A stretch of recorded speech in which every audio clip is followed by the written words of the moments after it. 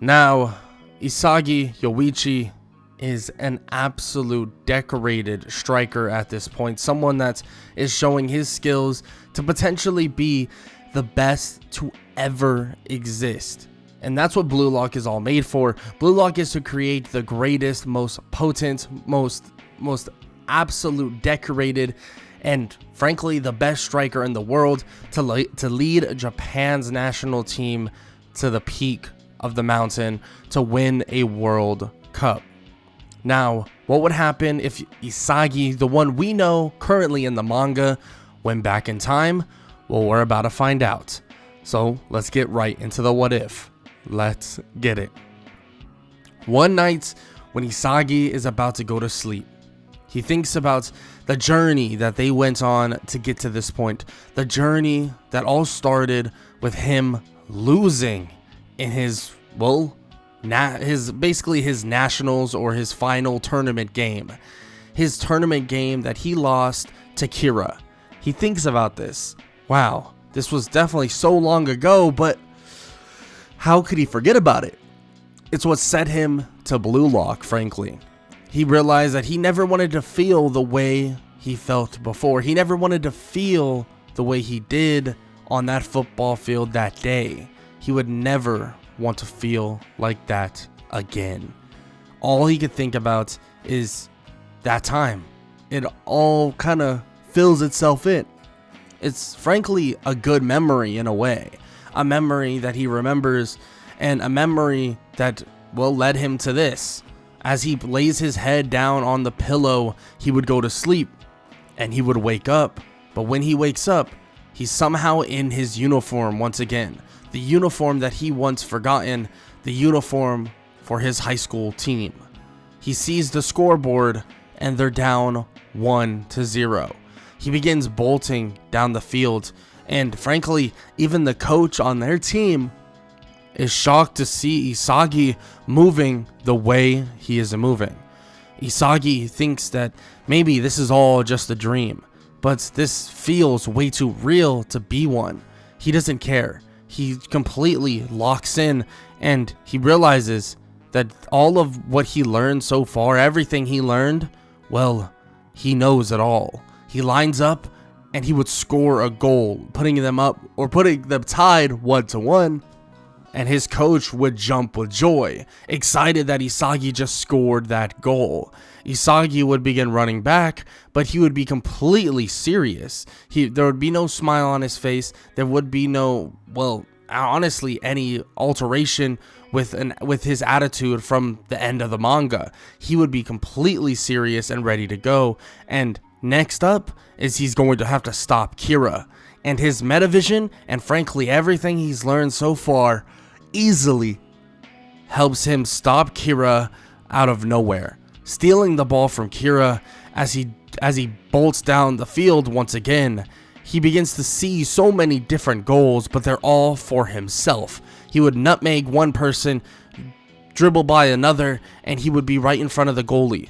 The goalie would try to react to it, but Isagi would use his lefty direct shot, scoring the goal, putting them up 2-1, and the game would end on his terms. He would score 2 goals to allow them to win that game, and his team would celebrate. Him, his coach, and everyone else. But it seemed as if the idea of, it's all for the team, seems to kind of fade away. His coach is just happy they won. There is no arguments. There is nothing about this, we played as a team. At the end of the day, Isagi won the match for them. Isagi won that match. And everybody is happy they won, just at least that they won. It's crazy to think that this whole ideology of, it's all for the team, you have to play for the team, was such a big deal. Because right now, it seems like nobody really cares that much. It seems that everybody's just happy that they won. And Isagi is as well. But as he basically heads home, begins to bike by the little kids that are playing football together, and he goes home, he thinks that maybe this was just him waking up in a different time. Maybe this was just a dream of some sorts that he was able to relive everything that he wanted to relive. But then he would have a realization that it's not that simple. Because once he would go to sleep and wake up, he would be literally in the next day. It wouldn't be back in Blue Lock, no. It would be the day he got the letter to go to Blue Lock.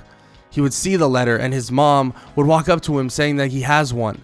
He grabs the letter, opens it up, and it's the same exact print, the same exact wording. He knows it all. He's seen it all. This is crazy. It's the same thing. Isagi begins to think to himself that this is absolutely mind-blowing.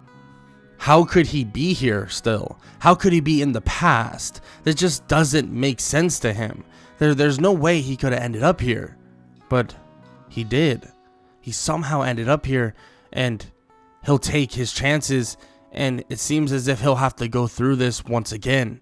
But this time around, I mean, he guesses it will be different. Isagi would arrive at the auditorium that he remembered, well, waiting at so long ago.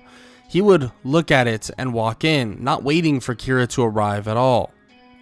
He would stand there and wait for the man he knows as Jinpachi Ego to walk out.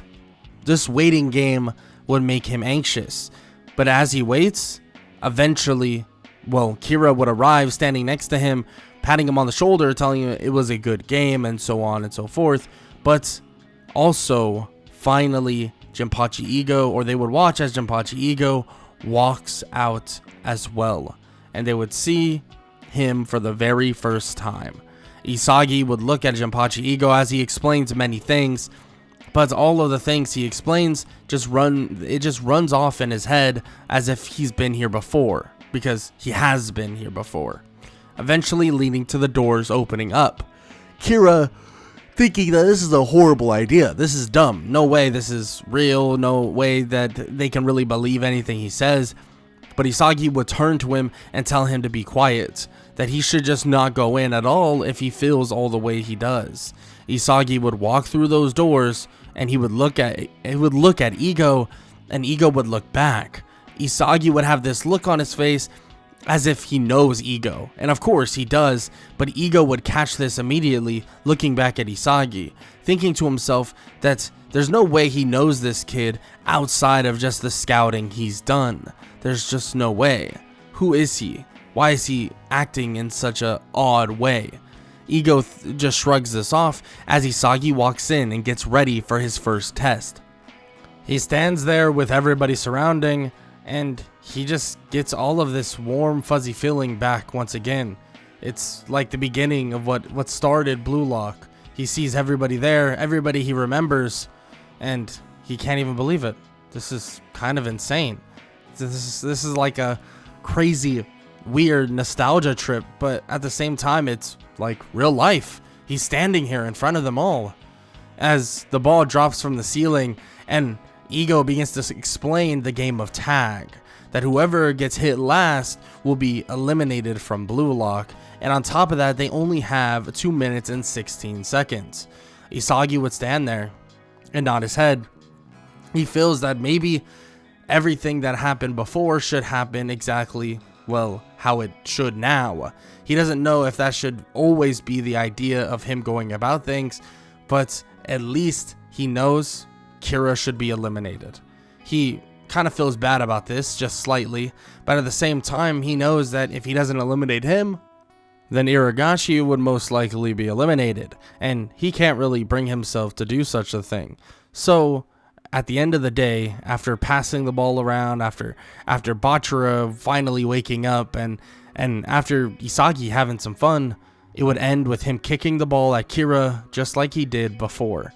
Landing the ball in Kira's face, Isagi would apologize, and in an ominous kind of wording, he would say that this is what needs to happen. And of course, Kira would be confused by this, mocking Isagi, telling him that he's better than them. There's no way he's not better than some of the people there. But Kira would be eventually ushered out, and the end of his Blue Lock journey would be right then and there. But with that said, Ego would tell them all that, well, they all are now a team. a team of strikers, and they will be taking on other teams as well, and they're going to see how they all mold as one. Isagi would hear this, and as the screen would turn off, they would get their first matchup, and their first matchup would be against Team X. It would be Isagi, Team Z, versus Team X, and that would be against Bato's team. Isagi remembers this match. They lost this match, but he begins to speak with everybody about what they should really do and how they should approach it, and frankly, some of them, if not many of them, would kind of be against listening to Isagi. They don't know who he is. They don't know what he's even made of, but Isagi is the highest ranked in their group at the moment since Kira was eliminated, and Isagi tells them that they need to trust him. He knows that it's hard to trust some random person, but they need to trust him. And Bachira would be all for it. It would be kind of odd, but Isagi kind of assumed this would happen. Bachira has always been like this, and Bachira is up to do anything at least one time, and he wants to see what Isagi has in mind. Isagi begins to plan and basically scheme for whatever's to come in the first match, and he tells them that they have to really just keep it simple, that frankly at the end of the day it's kind of just a way of teaming up and frankly being coordinated enough to use all of their capabilities together.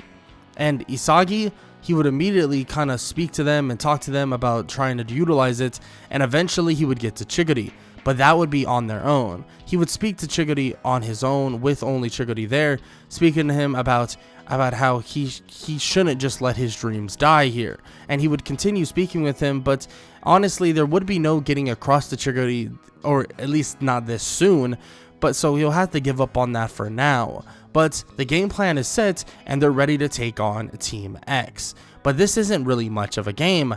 This is more of a kind of a training simulation for Isagi. Isagi has seen all of this happen before, and the game would obviously start the same way. Doesn't matter how coordinated Isagi wants them to be, not many, if not anybody, is coordinated at all. So when the ball pops up in the air and someone needs to go get it, Isagi would be there to receive it, and Bato would not be. Isagi would be able to perfectly position himself in a beautiful way, seeing where the ball is going to go, and he takes off with it as well. He sees Bachira sprinting down the field, he would pass it up to him in a beautiful pass, putting him in a perfect position to score a goal, and that's exactly what would happen. And everybody would sit there in complete shock. Isagi did that so quickly, it's as if he found the fastest and the best route to score a goal. But that's exactly what he's doing. Isagi found the best route to score a goal, and that's exactly what he did. They scored. And everybody is just sitting there in complete shock. There's no way he's able to do that in such a concise amount of time. But as their disbelief would eventually slowly but surely peter away, because Isagi would continue to do it over and over and over again, showing exactly what he meant when he wanted all of them to stay locked in and just trust him in this whole event. And eventually they would trust him, following his lead, leading to many goals and scores, one after another. Isagi would easily find them all goals, and even find himself goals. And frankly, this defense that Bato's team would set up would be the easiest to get by. I mean, it wouldn't even be close. Bato's their team is so uncoordinated that they turn on each other, and they basically just crumble at Isagi's feet, and eventually Isagi's team, or Team Z, would win by a large margin, putting up 7 points, 7-0, 7 goals to 0 goals, and it's an absolute domination. And frankly, everybody realizes that maybe they need to buy into what Isagi is truly doing. And Isagi himself, he's happy to hear this, but he's also thinking about ways of making his teammates even better. He knows what they all become. He knows how great they can become and how great they do become. So how about he makes them the best they possibly can? And all he can think about is making, well, people like Bachira, people like Kunigami into the best they've ever been. And maybe, just maybe, Kunigami can either avoid or just be way too far ahead of the ideas in the wild card that his time in there will be that much easier. Isagi thinks about these things, and he knows that he needs to make sure that everything falls in place. But for now, that's it for part 1 of What If Isagi Went Back in Time. Isagi Yoichi is looking to make his team of Team Z that much better. After defeating Team X, there's thoughts about what he should do next personally, who he should work with primarily, and frankly, all he could think about is working with Kunigami and Bachira to get them to the greatest standpoint that they possibly could. Because at the end of the day, Bachira is the easy one. It might sound odd saying this, but as long as Isagi can show Bachira the type of football he wants to play and sway him back into the mindset that of what Bachira is in present day, that he should be able to get him to the kind of standpoint that Bachira is currently at in present day. Kunigami, on the other hand, is harder. Kunigami is going to have to be swayed in a different direction in using his opposite foot, in which Isagi will do just that. Isagi uses his non-dominant foot, and he used it the last game, and it showed everybody that, well, that's something they should develop themselves as well. So when he continues to work with Kunigami and Bachira, and also trying to convince, well, Chiguri to use his speed and forget about his injury, and this would be a slow process, chipping away at him, but of course he knows that at minimum it will come out right when they face the Wanama twins. But as he chips away at Kunigami and Bachira, he sees their talent grow exponentially. But there's a thought in his head with Kunigami that no matter what, he might end up still being the wild card player. He might still end up going through the wild card. And maybe changing that would actually hurt things more than help things. But he doesn't think too much about that from here on out. He just worries about what he can control at the moment. And when he works out with Bachira, Kunigami, tries to work with Chiguri, and even some with Raichi because of his crazy defensive prowess, he soon finds that, well, his team is evolving at a rapid rate.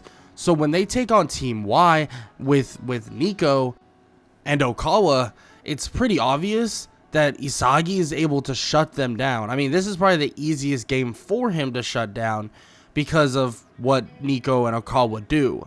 He knows that everything goes through Nico, but soon he would actually get into Nico's head, telling him that he is way better than what he's showing right now. What, he's just some passing dummy? I mean, they could get anybody here to kind of sit there and pass the ball to another player that's fast. I mean, that's kind of lame, don't you think? And he continues to pick at his brain over and over and over again. And as he does this, all it does is make him, or make Nico want to score the football even more. In which this is perfect. This is what Isagi wanted, because of course he's not going to be, well, working with Nico very much from here on out.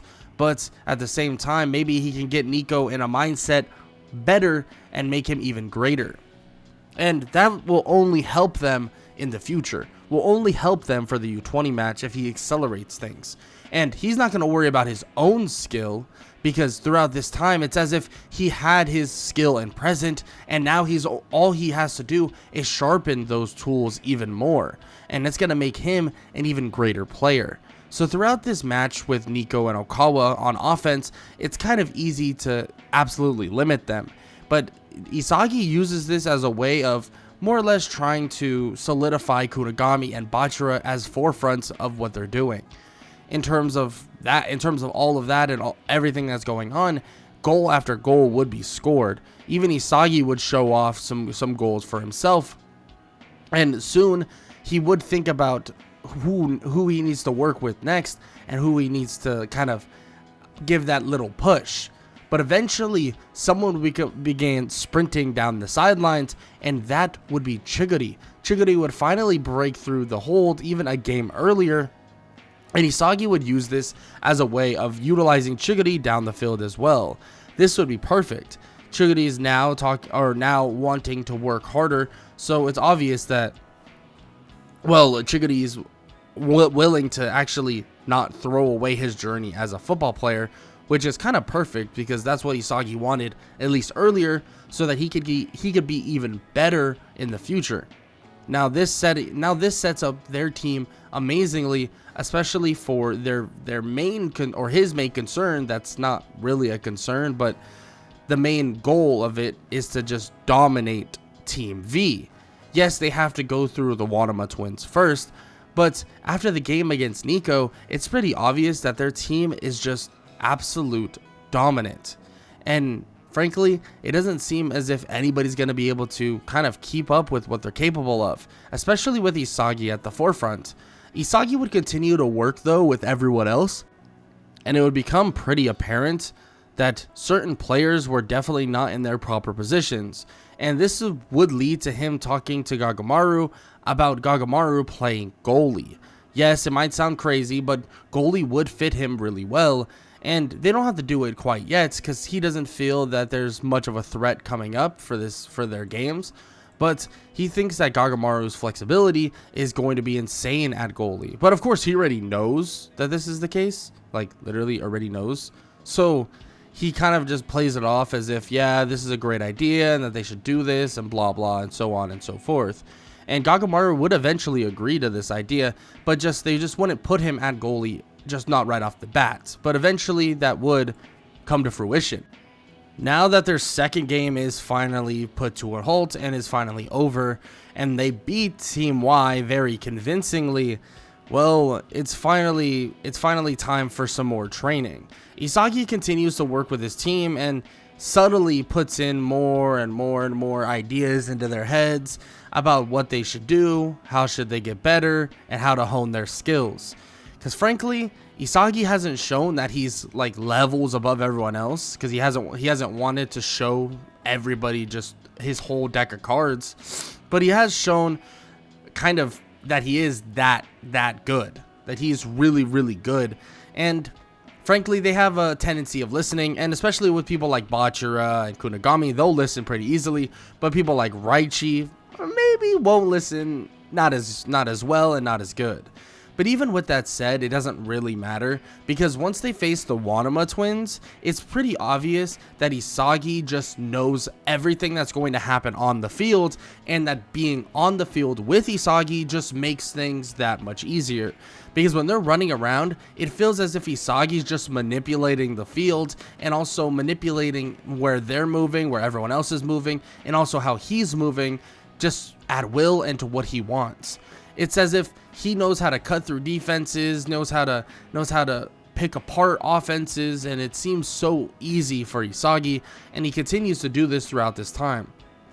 The Wanama twins, who are fast, quick, and have really good chemistry, seem to be breaking down relatively quickly, because the Wanama twins, they have a simple game plan. It runs through both of them, and that's it. And frankly, that game plan will fall apart so easily once Isagi gets a hold of them. Once he starts kind of pressing one of them and getting one of them out of the game, it seems to be completely over. Isagi overwhelms them with the knowledge and his skill on the football field, and quickly he would overwhelm them and be able to score a couple goals for his team. He would put them up about 2-3-0 or 3-0, and frankly, it would seem as if they were never pressured throughout this time, that they were definitely never in jeopardy. But Chiguri would find some solace in kind of scoring goals against the Wanama twins, especially because of how annoying they are, how much he really despises them in the way they act.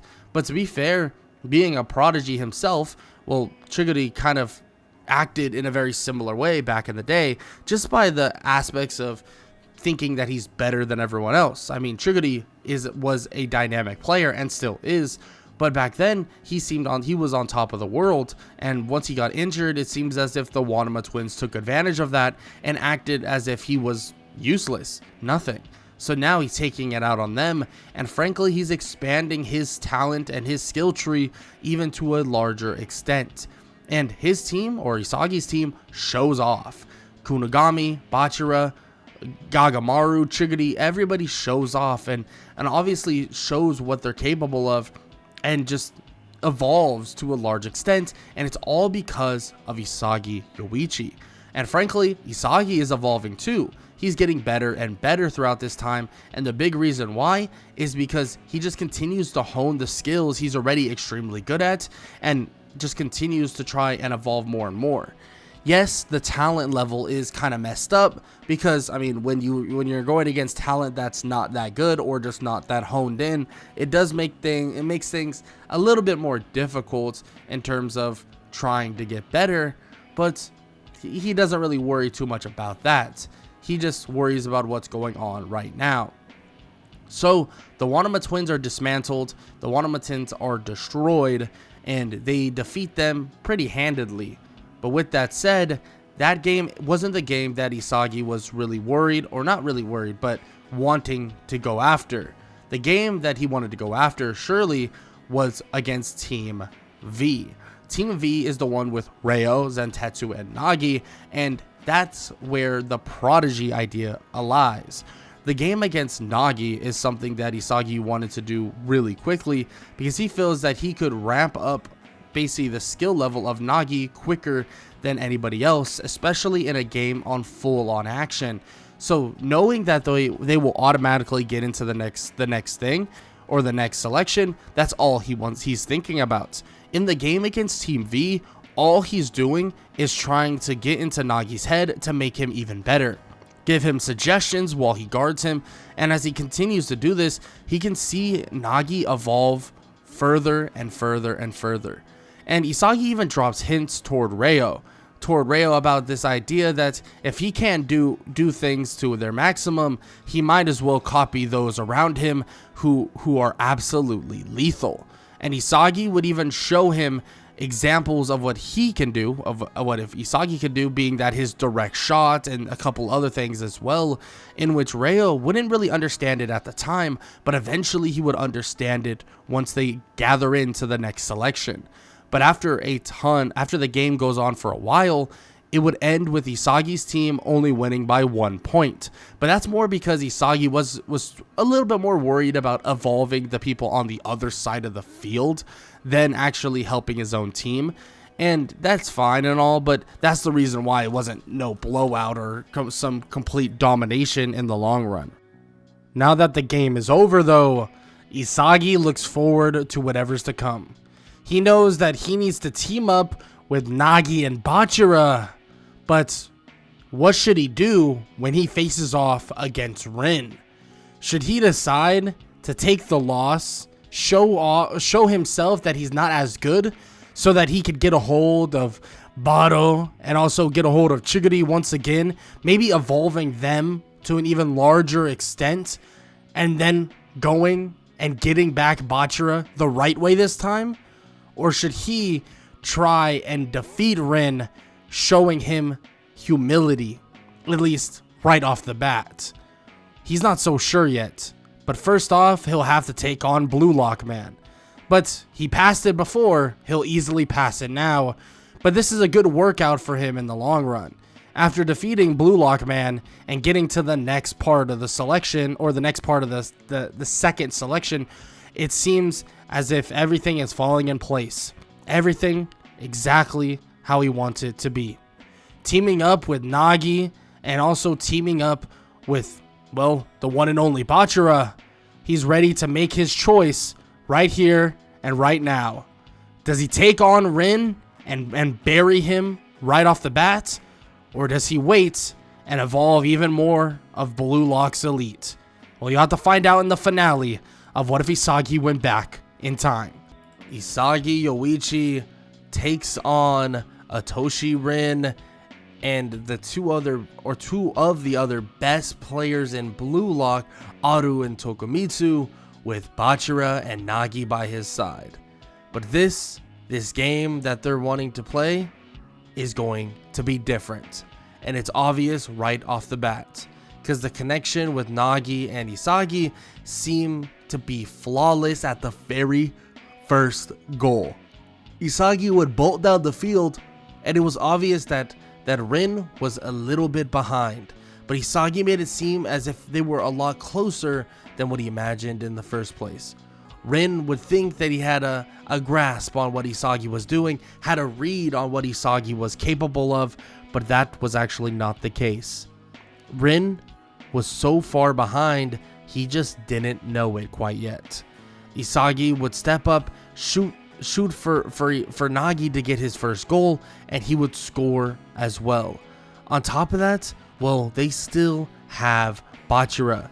It's a scary thing, but Bachira is far more progressed in this scenario. So when they go at it for 3 versus 3, and well, it's obvious that Rin wants to score off of the jump, off of midfield, kicking it, but Isagi would stop it. Rin would be confused at how this guy would know and would read every scenario, at least from here on out, and would think that he needs to foolproof his plan ASAP, because it seems as if, well, he's fallen behind just a little bit. It seems as if he's actually putting himself in a pretty bad spot, you could say. But even with that said, Rin's looking for any openings that Isagi will give him, but it seems like the openings that Rin is searching for just are non-existent. Isagi would take the ball up with relative ease, and as he takes the ball up, he would look for Bachira.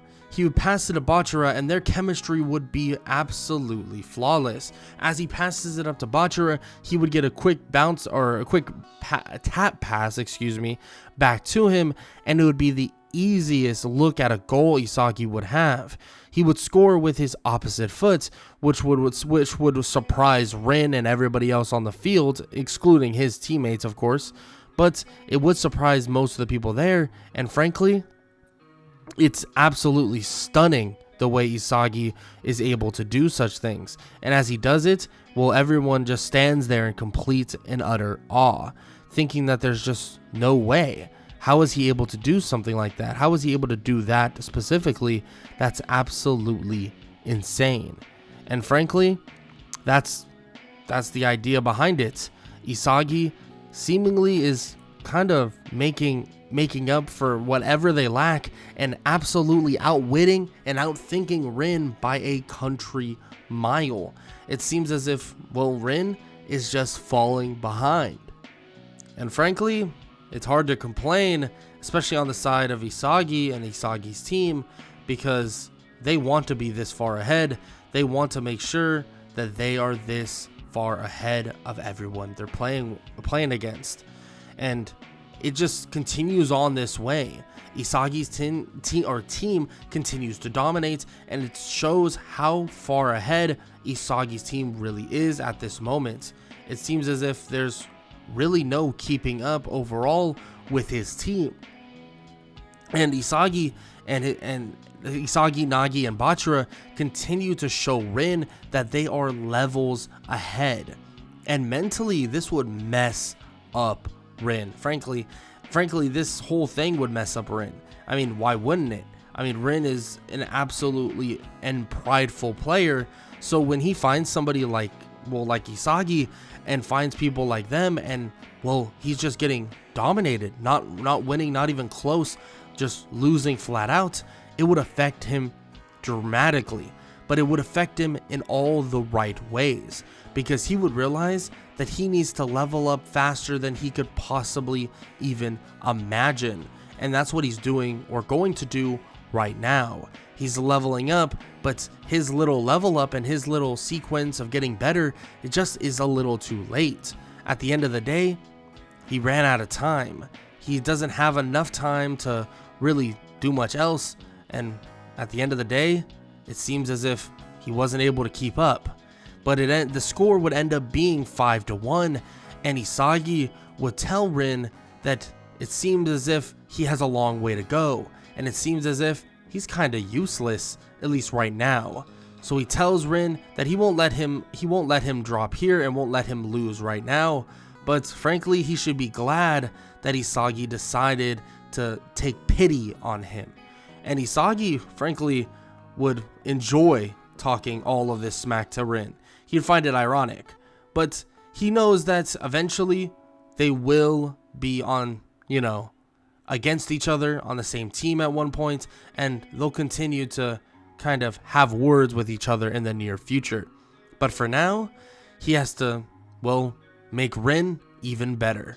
And that's exactly what he's going to do. Because the process of making Rin even better starts right here. He's going to be able to make Rin that much better throughout this time because, frankly, Isagi knows what peak Rin looks like at the point of what he once was, or at the point that Isagi was at that moment. He knows what Rin can look like, will look like, and does look like. So at the end of the day, he knows that he can truly make Rin into a special player because he's already, frankly, a special player. So that's exactly what's going to happen. They continue on with their training and working hard and working out, but at the end of the day, they're going to take on a team that is just not ready for them overall.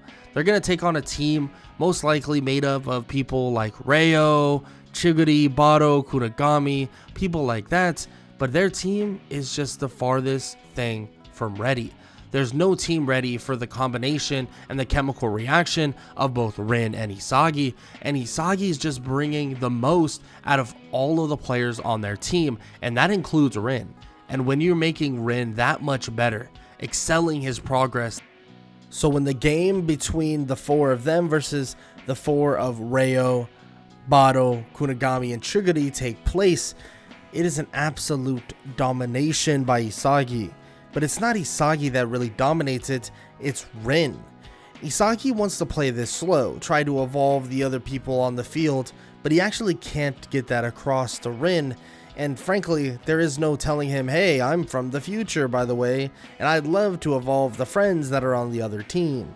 And Isagi's able to evolve them to a certain extent, but it kind of slows down the progress because of how fast Rin wants to beat them down. He wants to show Isagi that he's still the dominant one here. He's still the one on top, and he's still going to beat him in their little next outing. So the 4v4 would obviously go the way of Rin's team or Isagi's team, and frankly, it would be an absolute domination. It wouldn't even be close. They would win 5-0, and Isagi would get a chance here and there to help Chiguri, help Bado, help Kunigami, but how stubborn Bado is, it's almost impossible to help him evolve even greater than what he wanted to in the first place. Because that dude, well, he has some issues. Some major issues. But that's beyond the point. That's not exactly the point that needs to be needs to be put across. And frankly, the game being over is kind of just icing on the cake for Isagi at this moment. He knows he'll have time in the future to help them out, but right now he needs to look forward to what's next. And what's next is the game against the World 5. Now this game goes very similar to normal. Isagi may be evolved, may be on another level, and may be even better than what he would have been in present day, but at the same time, Isagi knows that this loss is crucial to Rin's development, and this loss is crucial to all of their development as well. So he may put up a goal, Rin may put up a goal as well, but the combination of the World 5, and once they start working together, they tear his team to shreds, destroying and obliterating his team entirely. But that doesn't bother Isagi necessarily, not at least to the largest extent. He knew he was going to lose this. He knew he was going to fall short with his team, but that's just fine. He may fall short, but at the end of the day, he knows that Rin's arc and Rin's jump over the hurdle that he needs to get over is perfectly in place.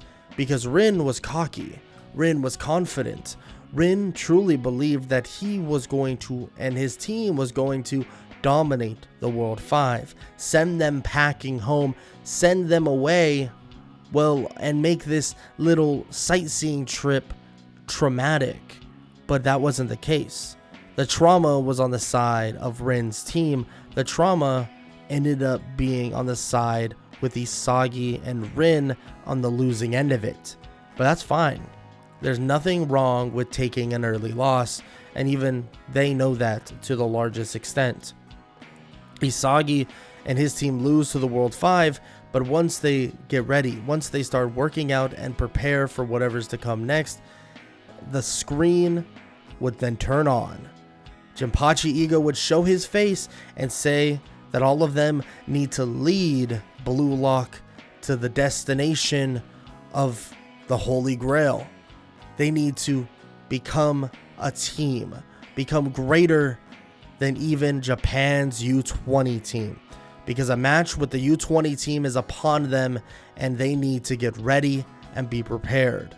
Isagi has flashbacks and has a bit of reminiscing on this game that's ahead of them, and he knows that with him, the way he is now, it will be absolute fireworks what he'll be able to do and what he's capable of and what he can show everybody. But with that said, that's the end of this story. The end of What If Isagi Went Back in Time.